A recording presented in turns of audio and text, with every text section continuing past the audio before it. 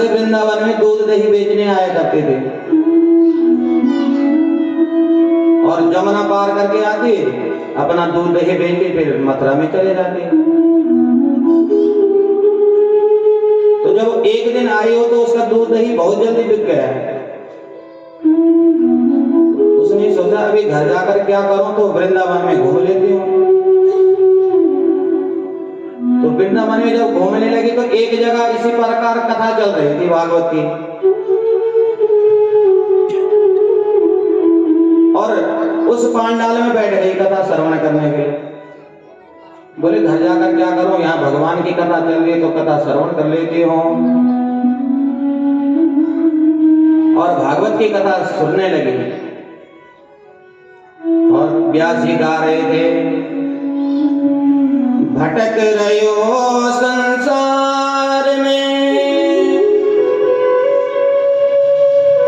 करतन भ्रष्टाचार, भवसागर से जीव यह कैसे जावे पार। बोले ये संसारिक जीव इस संसार में भटक रहा है और इस शरीर से भ्रष्टाचार कर रहा है, और ये इसकी इस जीव की है, ये पार कैसे होगा। धन बल बुद्धि बल शरीर एक काम। अगर कोई ऐसा बोले अरे हमारे पे तो ताकत बहुत है, हमारे पास पार हो जाएंगे, बल बहुत है शरीर में, धन हमारे पास बहुत है, हो जाएंगे पार, बोले इनसे काम चलने वाला नहीं है। तो किससे चलेगा काम।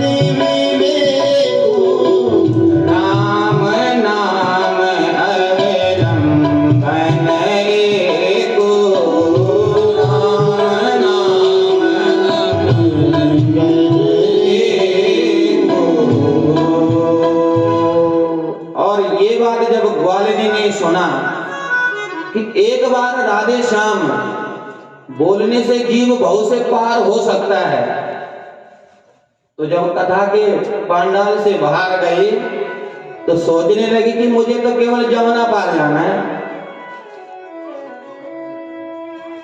मुझे तो जब जीव एक बार राधे श्याम बोलने से भवसागर पार हो जाएगा तो मेरे को तो केवल जमुना पार करनी है। और आज ग्वालिनी नाव वाले घाट पर नहीं गई। बोले नाव वाले घाट पर पैसे लगेंगे, नाव वाले को पैसे देने पड़ते तब जमुना पार करते हो। और व्यास जी सुना रहे थे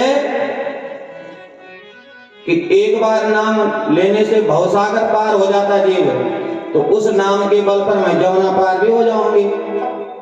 अब उसने क्या करा, नाव वाले घाट पर नहीं गई, सीधा सीधे जमुना की ओर गई और भगवान के नाम का जप कर रही है, राधे श्याम राधे श्याम राधे श्याम राधे श्याम। बस वो तो ये नाम का जप कर रही है और सीधा और भाव और विश्वास के साथ में जब इस नाम का जप कर रही तो वो जमुना जी को पार कर गई, डूबी नहीं जल में। अब उसका यही अब आना जाना जमुना जी के पार, आते जाते राधे श्याम राधे श्याम राधे श्याम, ये जप मंत्र जप चल रहा है। अब उसने नियम बना दिया हमेशा का, तो क्या हुआ कि उसके जो पैसे नाव वाले को दे दी थी नित्या, वो पैसे बचने लगे, वो धन जमा हो गया। अब जब वो धन जमा होगा तो उसने सोचा इस धन का क्या किया जाए। तो उसने सोचा कि जिस जिन व्यास जी के मुख से मैंने ये चीज सुनी है, मैं उन व्यास जी का पूजन करूं, उनको अपने घर पर बुलाऊं, भोजन कराऊंगी। और गई यमुना पार और वृंदावन में पता किया, व्यास जी मिल गए, व्यास जी का घर मिल गया और व्यास जी को निमंत्रण दिया। तो व्यास जी ने हाँ बोल दिया, ठीक है बेटी, तुम्हारे घर पर हम कल आ जाएंगे। चलो कल से फिर लेने आ गई। तो जब लेने आई तो व्यास जी तैयार थे। अब वो आगे चल रहे, व्यास जी पीछे से जा रहे। तो जो नाव से वाला घाट का रास्ता था उसको छोड़कर सीधे जमुना की ओर जाने लगे। तो वो जब जमुना की ओर सीधे जाने लगी, व्यास जी ने कहा, अरे बेटी वहां कहां जा रही हो? नाव वाला रास्ता तो इधर है, जो घाट, जिस घाट पर नाव खड़ी है उसको छोड़कर तू उधर कहां जा रही है? बोले व्यास जी आप तो आते रहिए। अब उसका तो मंत्र चल रहा था। जैसे जमुना जी में चलना शुरू किया, उसने जो है राधे श्याम ये मंत्र चल रहा। अब व्यास जी को तो लगा कि हो सकता है जहां एक पैर रख रहे वहां कोई पत्थर हो, वहां कोई पत्थर हो। तो उन्होंने भी पैर रख दिया उसमें, तो वो डूबने लगे। जब डूबे तो चिल्लाने लगे। अब वो पूछ रहे हैं कि बेटी जहां तुम पैर रखो वहां कोई पत्थर है क्या? अब वो तो जवाब ना दे, क्यों कि जवाब देती तो जो राधे श्याम का जो स्मरण कर रही है वो बंद हो जाएगा। अब व्यास जी घबराने लगे, घबराए, फिर बोला कि बेटी मैं तो डूबने वाला हूं और तुम तो ऐसे चल रही जैसे जमीन पर चल रही हो, मैं क्यों डूब रहा हूं?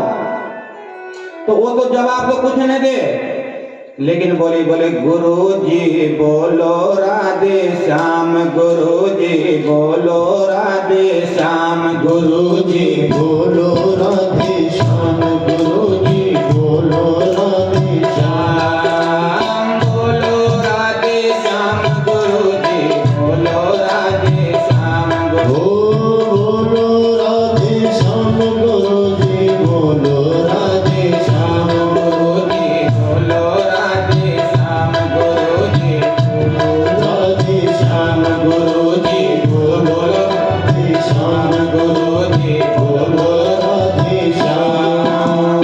बस ये मंत्र चलता जा रहा है, लेकिन वो गुरु जी फिर भी डुबकी लगाते जा रहे हैं और वो जैसे धरती पर चलते हुए से चल रही है। अब गुरु जी घबरा गए। गुरु जी तो सोच रहे कि ये मुझे कहीं मारने ना ले जा रही हो, कौन बचाए इससे मुझे।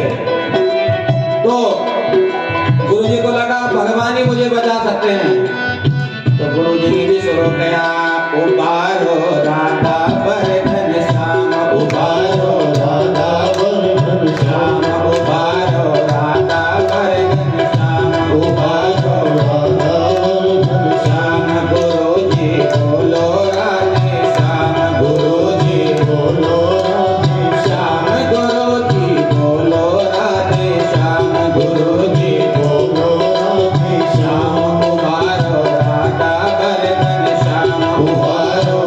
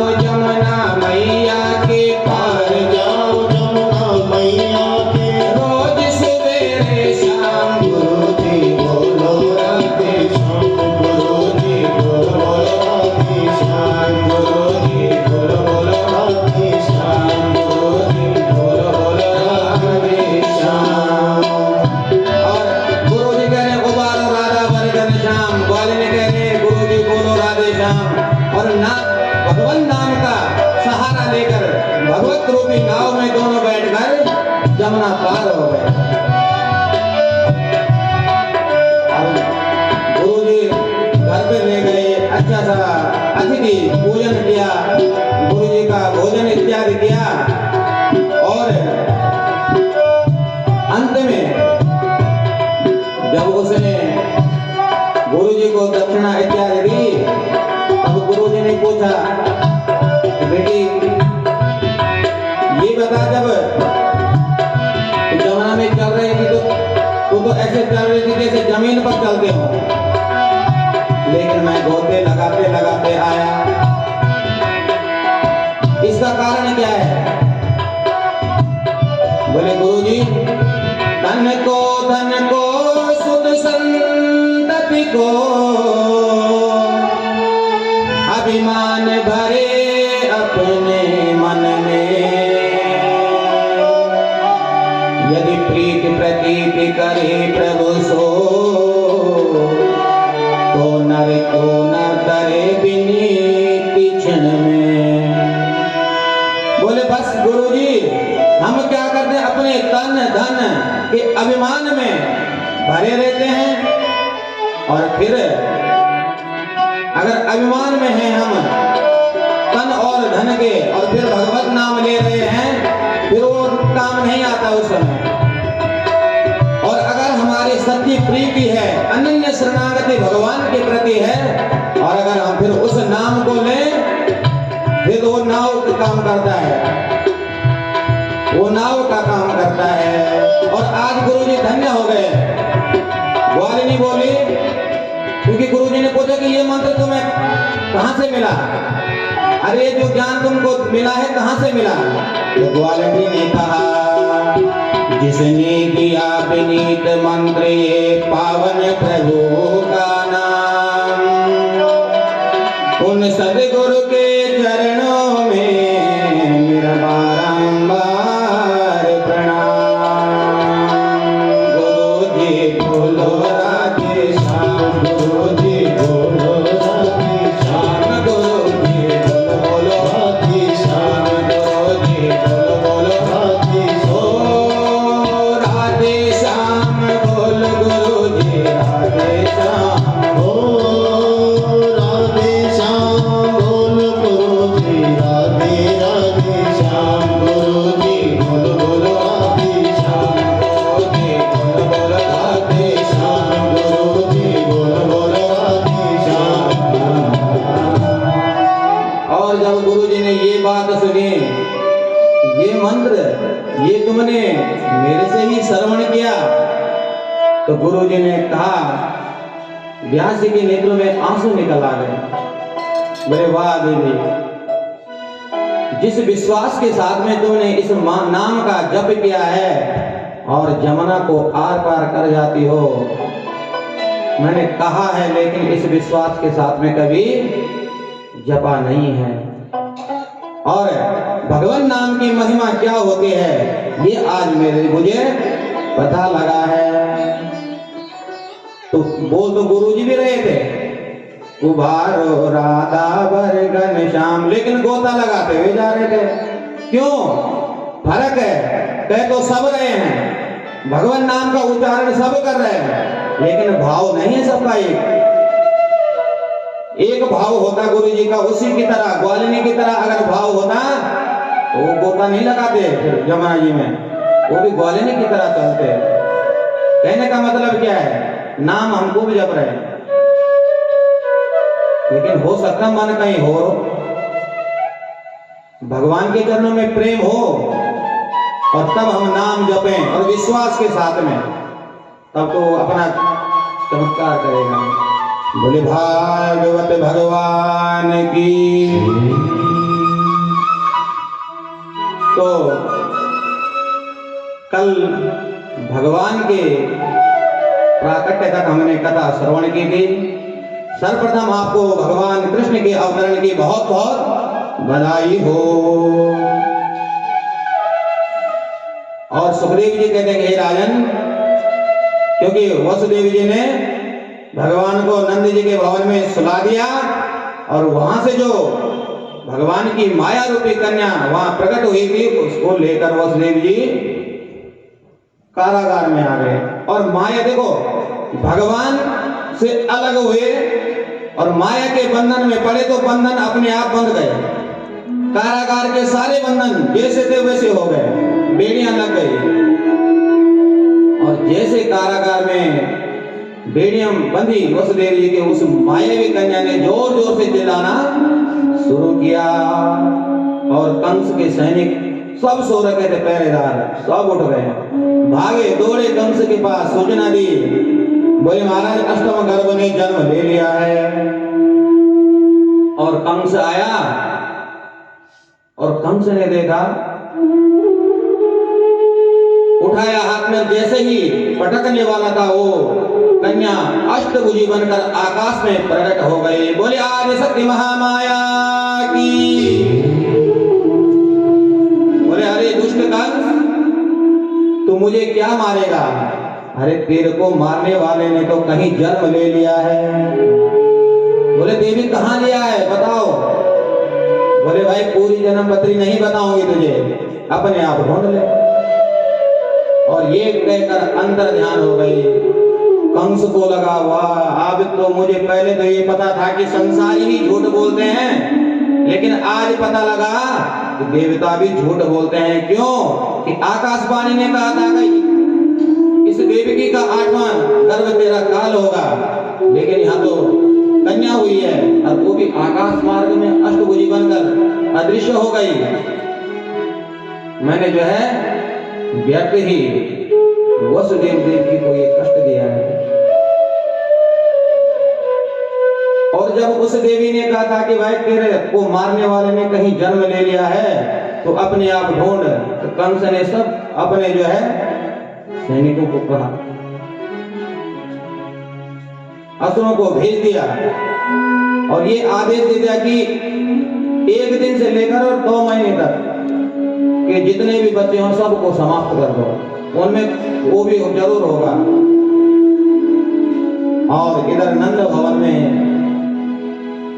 नंद बाबा उत्सव मना रहे हैं और सुखदेव जी कहते हैं कि हे राजन, नंदस्वात्मज उत्पन्ने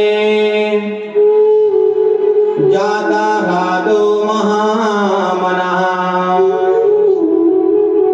आहूय विप्रान वेदज्ञान स्नाता सुचिरलंकृतः।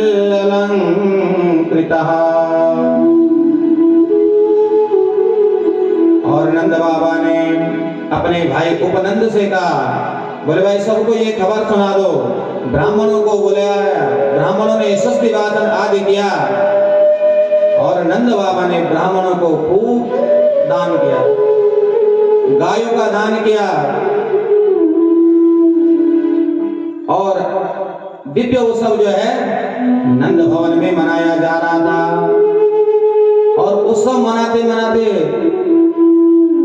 जब 3-4 दिन हो गए तो नंद बाबा को याद आता है कि मैंने इस वर्ष का कर जो है कंस को नहीं दिया है।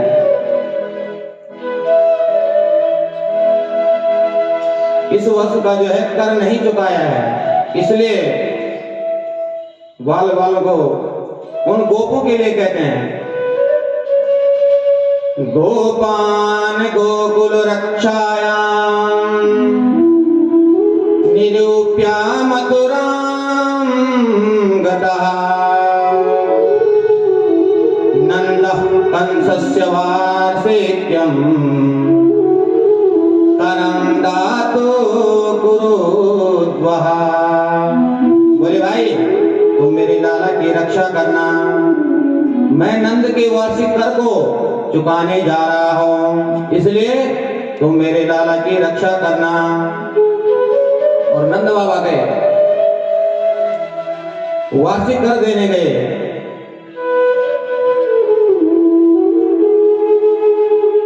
और जब वसुदेव जी ने देखा कि नंद बाबा यहां घूम रहे हैं और उनको ये पता था कि कंस ने अपने अनुचरों को आदेश दे रखा है कि 1 दिन से लेकर 2 महीने की छोटे जितने भी बच्चे हैं उनको सबको मार डालो। और कंस आनंद बाबा यहाँ घूम रहे हैं, कहीं इसके अनुचर वहां पहुंच गए तो, क्योंकि पूतना को भी भेज रखा था, बहुत बड़ी माया भी है। और कंस के पास जब नंद बाबा पहुंचे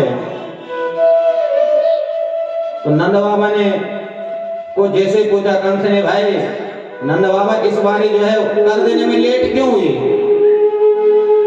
तो नंद बाबा अपने ही मुंह से बोलते हैं, महाराज भगवान की कृपा से इस चौथी अवस्था में जो है हमें पुत्र रत्न की प्राप्ति हुई है, बस इस वजह से लेट हो गई। अब ऊपर से तो कंस भी बधाई दे रहा है, लेकिन अंदर से जो है उसे पता लग रहा है कि नंद के घर में भी बच्चे ने जन्म लिया है। और नंद बाबा जो है कंस से मिलकर जब बाहर आ रहे थे तो वसुदेव जी से भेंट हुई। और वसुदेव जी से भेंट करके देखो, इस समय जो है नंद बाबा क्योंकि घर में पुत्र हुआ है तो बहुत आनंदित हैं, लेकिन इस समय जब वसुदेव जी से मिलते हैं तो उनके दुख में, उनका जो दुख है उसके सामने अपने आनंद को भुला बैठे हैं और उनके दुख में सम्मिलित हो रहे हैं। बोले मित्र, इस पापी कंस ने तुम्हारी एक नहीं 6 पुत्र मौत के घाट उतारे, उनको धैर्य बना रहे हैं। और वसुदेव जी को देखो अपना दुख भूल करके नंद बाबा को बधाई दे रहे हैं। और चिंता तो अपने पुत्र की है, इसलिए जो है वसुदेव जी जो है हाथ पर मेघ बिरख मिथुन करते हैं और बोलते हैं, भाई देखो नंद बाबा, मैं ज्योतिष का जानकार भी हूं। तो नंद बाबा अपने बारे में पूछते हैं तो वसुदेव जी कहते हैं, देखो मित्र यहां मत घूमो तुम, अरे कोई संकट आने वाला है गोकुल में। और जहां ये बात सुनी नंद बाबा वहां से निकले और इधर पूतना को भेजा हुआ था कंस ने। और जब पूतना को भेजा तो पूतना माया भी थी, आकाश मार्ग से चल रही है। और यहां आज छठी मनाई जा रही थी भगवान की गोकुल में। तो यशोदा जी ने सभी गोपियों को बुलाया उत्सव मनाने के लिए। और उत्सव मनाया जा रहा था, गोपियां भगवान का गीत गा रही थी। आज मोहन छठ आई रे रसिया, आज मोहन छठ आई रे रसिया, आई रे रसिया मन भाई रे रसिया, आई रे रसिया मन भाई रे रसिया, आज मोहन छठ आई रे रसिया, आज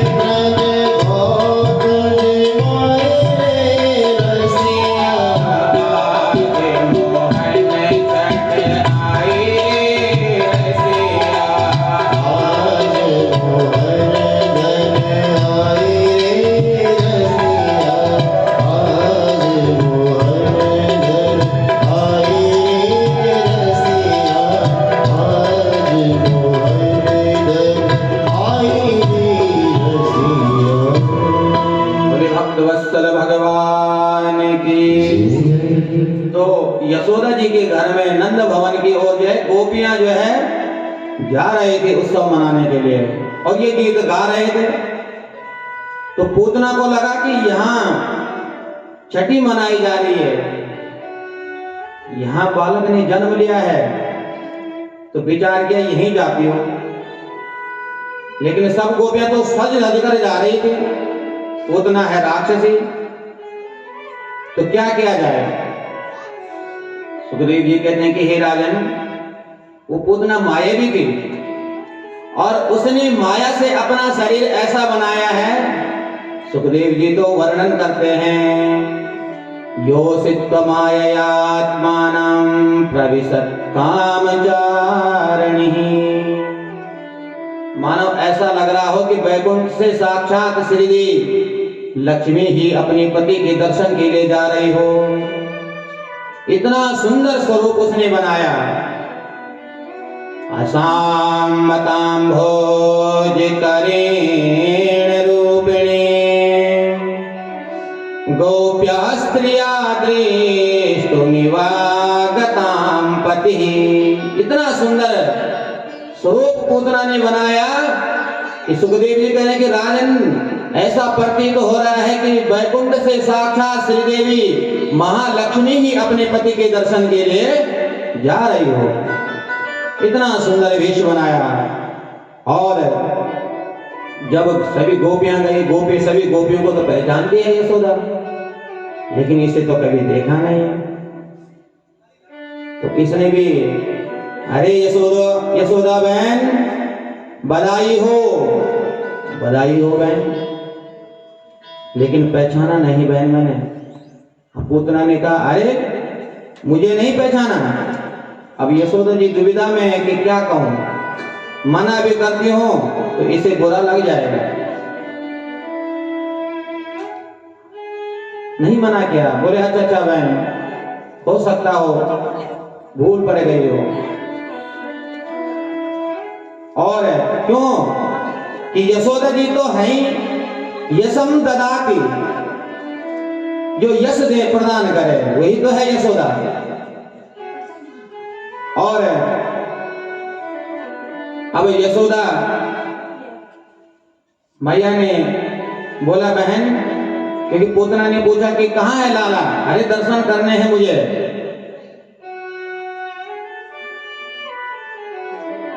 तो यशोदा मैया ने कहा देख बहन, अभी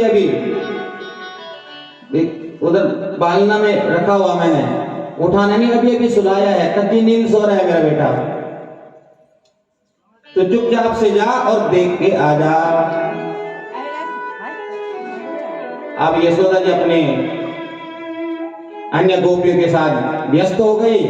अब पूतना जब गई, पूतना को मौका मिल गया और जैसे ही प्रवेश किया तो पूतना को आते देखते ही भगवान ने अपने नेत्र बंद कर दिए।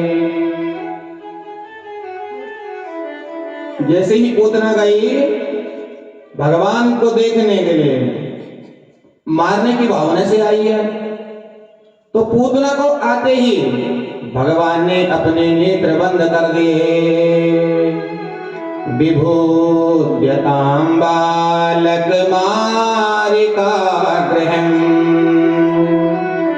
चराचरात्मा सनिमीलिते क्षणम् अनन्तमारोपयदङ्कुमन्तकम् यथोरगं सुप्तमबुद्धिरज्जुषी सनिमीलिते क्षणम्। जैसे ही पूतना गई तो भगवान ने अपने नेत्र बंद कर दिए। क्यों किए भगवान ने अपने नेत्र बंद? इस पर संतों ने अपने अपने भाव प्रकट किए हैं। मानो भगवान कह रहे हैं कि आए तो थे हम यहाँ माखन मिश्री खाने के लिए, लेकिन मौसी जी आ गए हमें विष पिलाने के लिए। तो मानो भगवान शंकर का ध्यान कर रहे हैं आंख बंद करके कि भोले बाबा विष पान करना तो तुम्हारा काम है, और एक बात और है, क्यों कि कपटी बंद कराई है पूतना। तो भगवान आंख बंद करके कहना चाहते हैं कि जो कुपात्र हो उस पर कभी दृष्टि नहीं डालनी चाहिए, उससे बच जाइए। उस पर दृष्टि डालोगे तो हो सकता है तुम्हारे मन में भी वासना का प्रवेश हो जाए, क्योंकि इन नेत्रों से ही वासना का प्रवेश होता है। इसीलिए तो कहते हैं कि दृष्टि ऐसी होनी चाहिए, दृष्टि सुधारिए सबसे पहले अपनी, क्योंकि वासना का प्रवेश हमारे जीवन में नेत्रों से ही होता है। पहले देखा और फिर वो जीवन में उतरने लग गया। इसलिए भगवान ने कहा कि कोई दृष्टि का पात्र नहीं है तो आंख बंद कर दो, लेकिन उस पर नजर मत डालो। और भगवान कह रहे हैं कि उतना तो माया भी है, मायावती, और हम हैं माया के पति। अगर मैंने इस पर दृष्टि डाल दी तो ये अपने वास्तविक रूप में आ जाएगी, राक्षसी रूप में आ जाएगी, इसकी माया सारी समाप्त हो जाएगी। और अगर ऐसा हो गया घर के अंदर तो यहाँ बाहर उत्सव मनाया जा रहा है, विघ्न पड़ जाएगा उसमें। इसलिए भगवान ने नेत्र बंद किए, पूतना को लगा ये सो रखा है बच्चा। और पूतना ने, देखिए सुखदेव जी कह रहे हैं इस श्लोक में 2 बार अंत शब्द आया है। अनंत मारो पयदंक मंततम यथोरगम सोक्तम बोतिरज्जुषे। 2 बारी अंत शब्द आया है। सुखदेव जी कह रहे हैं कि अपना ही अंत करने के लिए उस पूतना ने अनंत को उठा लिया। समझ रहे हो ना? 2 बारी अंत शब्द इसलिए आया है कि अपना अंत करने के लिए पूतना ने भगवान को, उस जो अनंत है उसको अपने गोद में उठा लिया है। अब पूतना को क्या पता है, और गोद में उठाया और जो कालकूट विष लगाकर आई थी अपने स्तनों में भगवान के मुख में दे दिया। गाढ़ां कराभ्यां भगवान प्रपीड्यतात् प्राणे समोरोस समान्वितो पिवा। अब भगवान जो है पहले उस विष का पान किया और विष पान के बाद दुग्ध पान किया और अंत में पूतना के प्राणों को खींचने लगे। और जब पूतना के मर्म स्तनों में वेदना होने लगी तो सामुंच मुंचालमिति प्रभासिनी निष्पीड्यमाना अखिल जीव मर्मणि निर्विद्य नेत्री चरणों भुजो मुहु प्रसन्न गात्रा चिपति रुरोदः। अरे बेटा छोड़ दे। लेकिन जब भगवान ने नहीं छोड़ा, अब पूतना जो है अपने वास्तविक रूप में आई और आकाश मार्ग से उड़ती हुई चली। और जब भगवान ने उसके प्राणों को खींच लिया तो प्राणहीन होकर के जब जमीन पर गिरी तो सुखदेव जी कहते कि पूतना का शरीर ऐसा था कि कई कोस तक के वृक्ष जो है गिर गए। और तब ये बात जब पता लगी सब भागे दौड़े सारे गोप,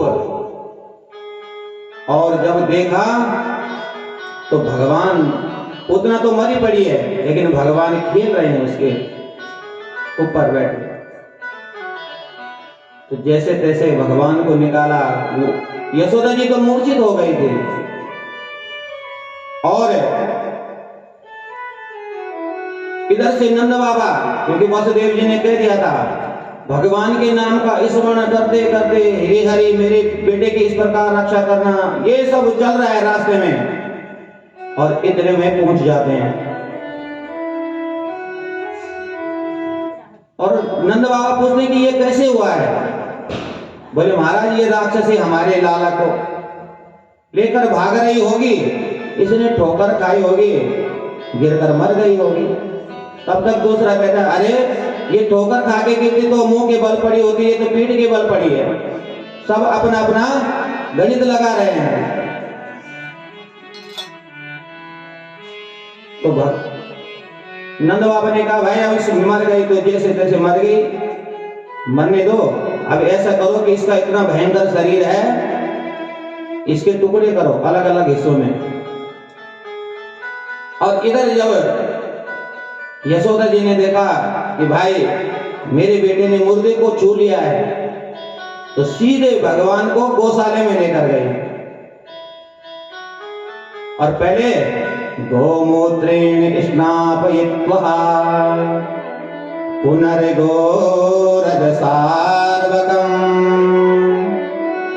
रक्षां चक्रुस्य सत्कृता द्वादश अंगेषु नामभिः। पहले गौशाले में ले जाकर गाय के मूत्र से स्नान कराया, गोमूत्र से, और पुनः गाय के जो खुर होते हैं ना, गौशाले की जो मिट्टी होती है रज, उस रज से स्नान कराया। और फिर गाय की पूंछ पकड़ी, गाय की पूंछ पकड़े, गाय की पूंछ से भगवान के ऊपर झाड़ा देने लगी।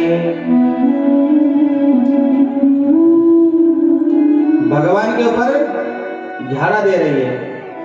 और इस भागवत में दसम स्कंद का जो छठा अध्याय है भागवत में, उसमें जो है ये बाल रक्षा कवच के मंत्र हैं। और इन 4 मंत्रों से अगर किसी बच्चों पर ऊपर कोई ऐसी बाधा हो जाए तो गाय की पूंछ पकड़ो और इन 4 मंत्रों को बोलो तो वो सारी ऊपरी बाधा समाप्त हो जाएगी। इसको बोलते हैं बाल रक्षा कवच। इंद्रियाणि ऋषिकेश प्राणा नारायणो वतो श्वेत दीप प्रतिष्ठितम् मनो योगेश्वरो वतो। हे ऋषिकेश भगवान, मेरे लाला की इंद्रियों की रक्षा करो। हे नारायण, मेरे लाला के प्राणों की रक्षा करो। हे श्वेत दीप के अधिपति, मेरे पुत्र की चित्त की रक्षा करो। इस प्रकार जो है मंत्र का उच्चारण हो रहा है और गाय की पूंछ से झाड़ी दिए जा रहे हैं। देखो ये है, बच्चों पर कभी अगर ऐसी स्थिति हो जाए तो ये काम करना चाहिए। अब तो गाय कहाँ है घर में, घर में तो कुत्ते बढ़ गए हैं।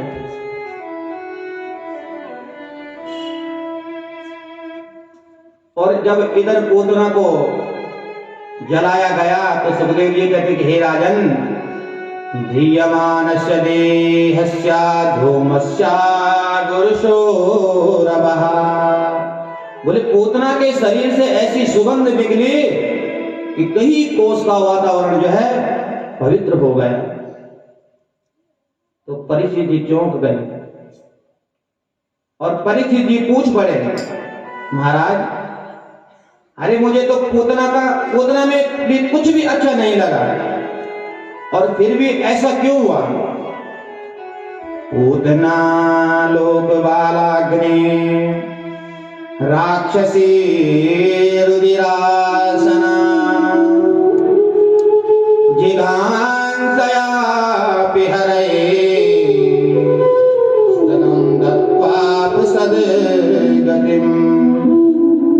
अरे देखो महाराज, पूतना नाम भी ठीक नहीं है। जो सोचती है कि मेरे होते हुए किसी का पूत हो, तो पूतना का क्या काम? महाराज नाम भी ठीक नहीं है, जो पवित्र नहीं है उसका नाम है पूतना। और काम क्या है? बोले लोक बालाग्नि, बच्चों की हत्या करती है। ना तो नाम ठीक है न काम ठीक है। और भोजन बोले रुधिरासना, बच्चों को मारते हैं उनका ही रुधिर पान करती है। न तो काम ठीक है न नाम ठीक है और न आहार ठीक है, भोजन भी ठीक नहीं है। तो बोले भावना सही हो, अरे हो सकता है कि ये चीज ठीक नहीं तो भावना अच्छी होगी। बोले ना, भावना जिघांसयापि हरे, अरे मारने की भावना से आई थी। तो बोले महाराज न तो इसकी भावना अच्छी, न इसका काम अच्छा, न इसका नाम अच्छा, न इसका भोजन अच्छा, तो ऐसा कैसे हो गया? आश्चर्यचकित हो गए परीक्षित। सुग्रीव जी ने कहा कि राजन तुम बिल्कुल सही कह रहे हो, पूतना के पास कोई भी अच्छाई नहीं है, लेकिन न जाने कौन से गुण पे भगवान रीझ गए। और बोले जिघांसयापि हरे स्तन्नम दत्त्वा सद्गतिम, बोले भगवान ने तो सोचा चाहे इसने कुछ भी किया हो, लेकिन काम तो इसने मेरी माँ यशोदा जैसा किया है, और मुझे दुग्ध पान कराया है, इसलिए इस पूतना को भी मैं वही गति दूंगा जो मैं अपनी माँ को। भगवान दयालु हैं, रीझ गए। और सुखदेव जी कहते कि हे राजन, हे तत्पूतना मोक्षम कृष्णस्यार्वक अद्भुतम शृणुया सर्दया मृत्यो गोविंदम लभते गतिम। बोले हे राजन, इस पूतना मोक्ष भगवान श्री कृष्ण की अद्भुत बाल लीला को जो सदा से श्रवण करता है, उस पर भगवान की कृपा होती है और उसका प्रेम भगवान के लिए बढ़ जाता है। ऐसी सुंदर बाल लीलाएं भगवान की हैं। और इसके बाद मात्र आज 7 दिन के हैं तो पूतना आ गई थी। अब जैसे जैसे समय बढ़ा तो एक दिन तृणावर्त आया, सकटासुर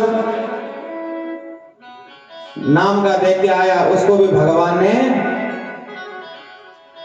गोविंदाय नमो नमः कर दिया। तृणावर्त तूफान बनकर आया और भगवान को उठाकर ले गया, और गोकुल से बाहर ले जाने वाला था कि भगवान ने अपना वजन बढ़ाया।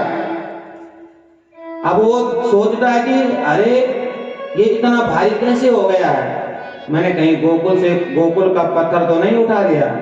और भगवान सोचे अरे मेरे भक्त तो पत्थर में भी मेरे दर्शन करते हैं, अरे इसको जब मैं स्वयं हूं तो मुझे पत्थर दिख रहा है। बोले इसका सिर मैंने अगर पत्थर पर ना पटका, और पत्थर पर पटकते ही तृणावर्त भी समाप्त हो गया। और उसके बाद भगवान की, क्योंकि वसुदेव जी को जो है गर्गाचार्य जी से मिलते हैं, और जब गर्गाचार्य से मिलते हैं तो गर्गाचार्य जी से वसुदेव कहते हैं कि न जाने मेरे बेटा कितना बड़ा हो गया होगा, क्या नाम रखा होगा, रखा है भी कि नहीं भी रखा है, इसलिए महाराज तुम गोकुल में जाओ। तो गर्गाचार्य जी वसुदेव जी के कहने पर गोकुल में जाते हैं। और जब गोकुल में नंद बाबा से भेंट होती है तो नंद बाबा ने पूछा कि महाराज, अरे हमने सुना है कि आप ज्योतिष के प्रकांड विद्वान हैं, इसलिए देखो मेरे बेटे की अरे इसकी ग्रह चाल तो देखो, ये जब से पैदा हुआ है तब से आए दिन कोई ना कोई उत्पात होता रहता है गोकुल में। तो गर्गाचार्य जी ने नाम पूछा, क्या नाम है तुम्हारे बेटे का? तो देखो नंद बाबा को तब याद आ रहा है कि हमने नामकरण तो अभी किया ही नहीं, नामकरण तो किया ही नहीं है। तो बोले भाई जब नाम नहीं रखा तो कैसे बताएंगे हम भाग्य? तो नंद बाबा ने हाथ जोड़कर कहा, महाराज आप अच्छे समय पर आए हैं। अरे एक वसुदेव जी का पुत्र है, रोहिणी का बेटा, और एक हमारा, आप इन दोनों का नामकरण संस्कार कर दीजिए। तो गर्गाचार्य जी कहते हैं, यदो नाम महिमाचार्य ख्यातस्य भुवि सर्वदा सुतं मया संस्कृतं ते मन्यते देवकी सुतं। अरे नंद बाबा, अगर किसी को पता लग गया ये बात कि गर्गाचार्य जी ने वहां नंद के लाला का नामकरण संस्कार किया है, तो कंस तो ये समझेगा कि यही है देवकी का पुत्र। क्यों कि मैं यदुवंश के आचार्य से विख्यात हूं।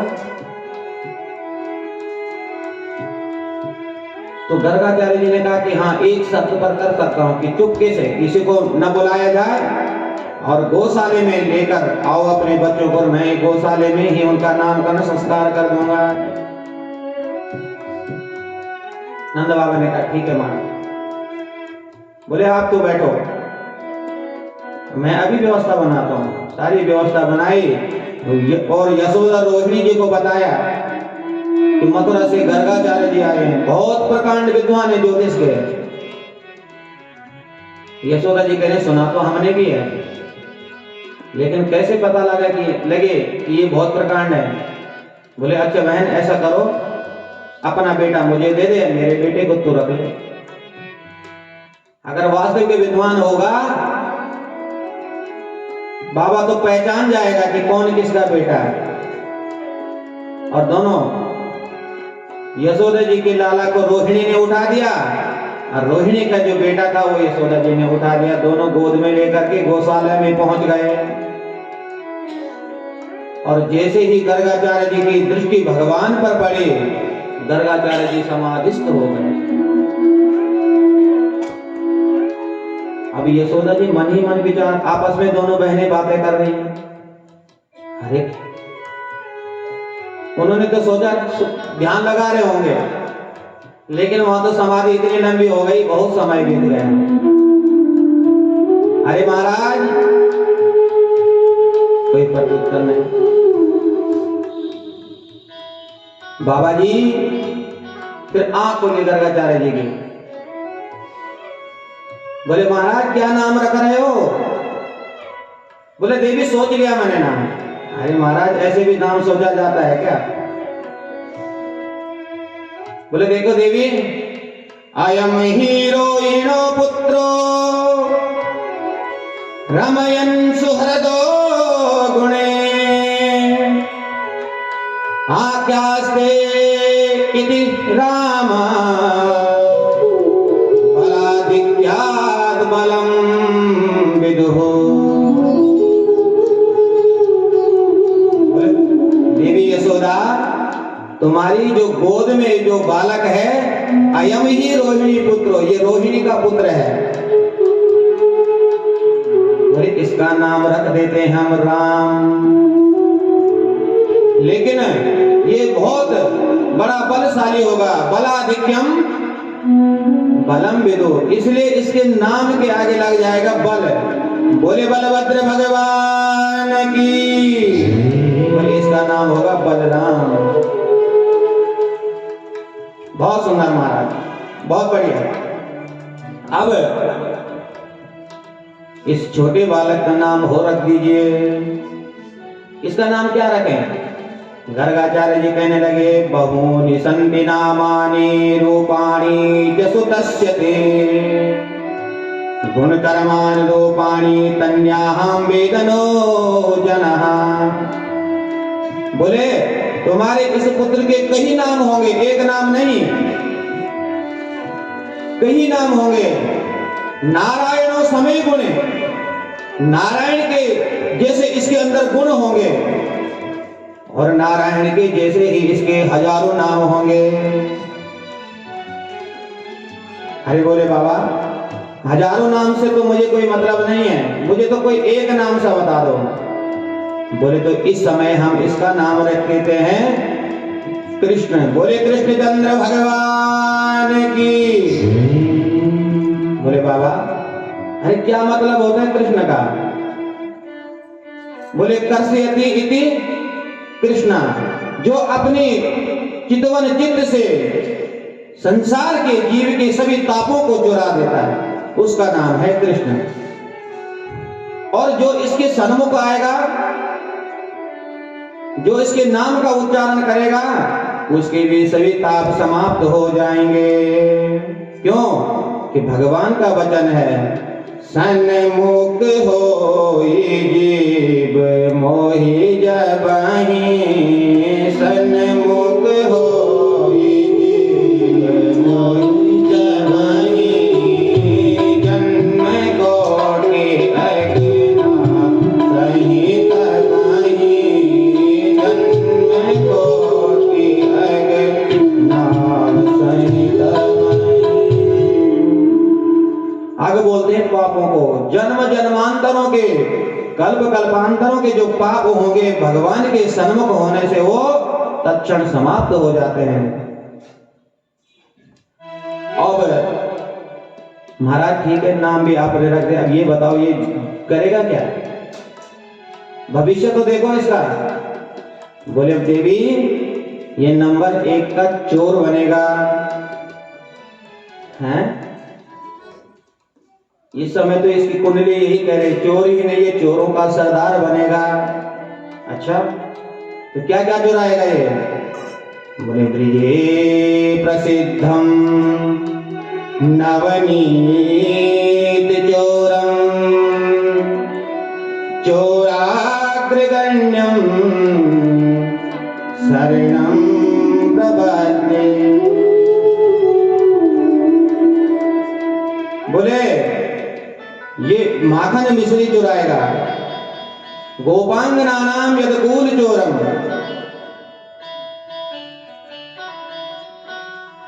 तो ठीक है महाराज, अब दोनों बहन जो है यशोदा और रोहिणी दोनों बच्चों को लेकर चले गए गौशाले में से,